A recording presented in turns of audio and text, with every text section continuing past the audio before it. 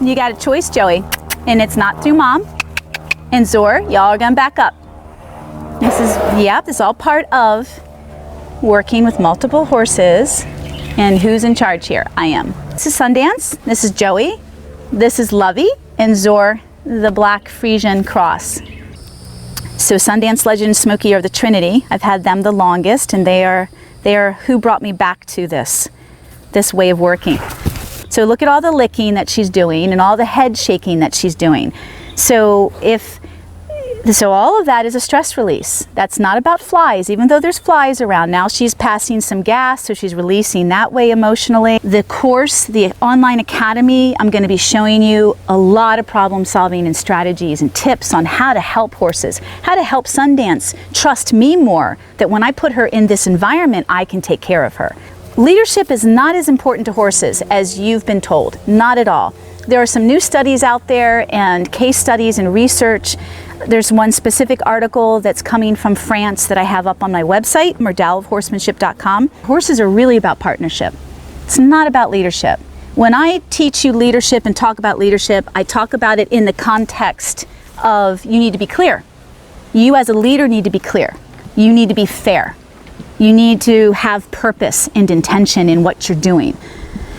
That's how I define leadership in this work. You're going to learn how to create a safe space for yourself and for your relationships with yourself and with others, whether it's horses or people or dogs or cats, every animal, every species, how to hold that space for them. So right now we're learning how to be really great observers and just watch the dynamics, because we're going to work. I'm going to do some round pen work.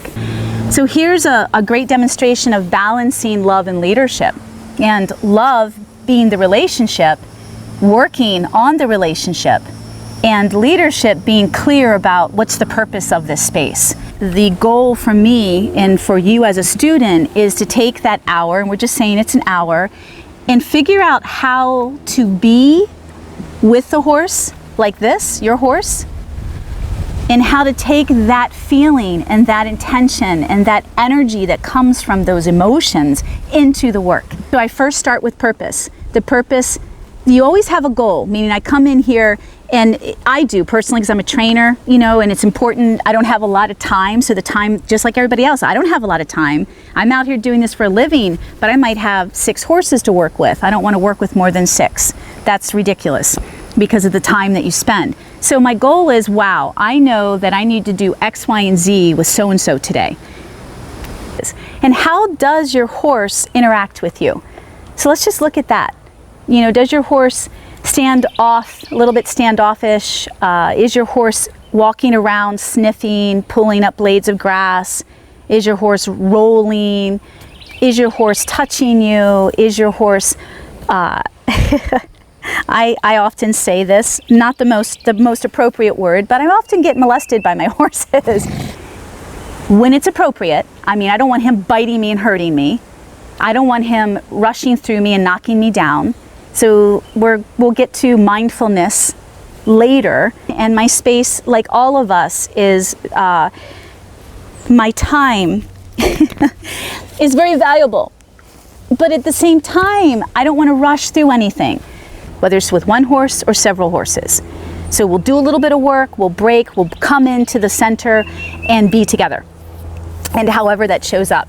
So what's my goal? Oh my gosh, yeah. So my goal is, I don't recommend bringing many horses in until you've worked successfully and consistently with one horse first. And then if you have several horses, work with each of those horses for at least a month.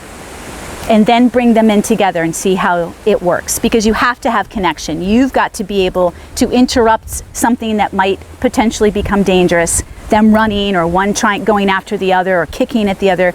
You've got to have a strong enough. He's going to be the laziest one, Zor. Joey's the all play. We'll see how he shows up. Lovey feeds off of them sometimes. Sundance will probably stay the closest to me as she circles around me.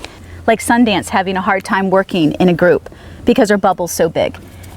And her lack of tolerance, kind of snotty, like, oh, I know this work. I don't need to be in here. Well, hell yeah, you do, because you're with me. But the quality of the exercise is the most important goal. Does that make sense? So you have one exercise in here. The exercise is cardio, but it's how that cardio looks. If they don't learn to transition that weight to the hind end, when you ask them to stretch or when they first start stretching on their own, they will fall forward. They will rush, fall down, trip, fall forward. Nobody wants to ride that. So there's 4 different personalities and learned behaviors in here that I'm sure many of you are going to be able to identify with, just working with your own individual horse or horses. So then it's starting to look at, wow, what's the eye look like? So let me bring the babes in the middle to do the work. Come on, love bugs.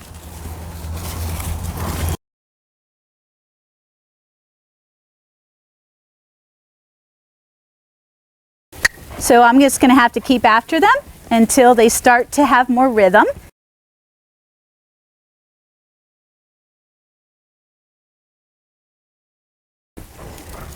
If it doesn't get dangerous, like Joey, if it doesn't get dangerous, meaning it doesn't speed up, horse isn't just running around here and kicking and messing things up, then you can just carefully guide this. It's purposeful.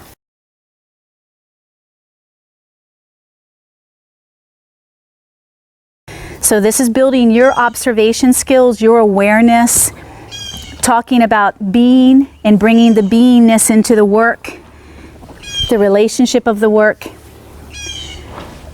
I look forward to you submitting questions, comments, Q&A, absolutely, on the new academy here, and may you always be one with your horse. Thank you.